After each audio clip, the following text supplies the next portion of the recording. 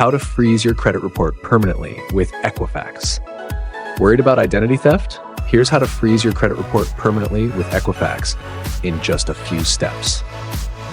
Welcome back to Guide with Samuel. Today, I'll walk you through how to place a permanent credit freeze with Equifax, so no one can open new credit in your name without your permission. Step 1.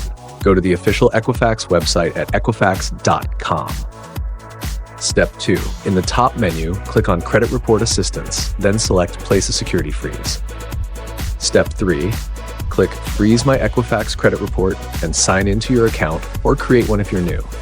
Step 4. Verify your identity by entering your full name, date of birth, social security number, and address.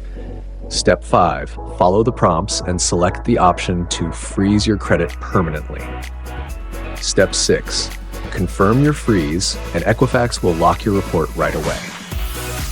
Quick tip: you can lift or temporarily unfreeze it anytime using your PIN or by logging back into your Equifax account. Was this useful? Give this video a like, hit subscribe, and let me know in the comments what credit tips you'd like next. Thanks for watching.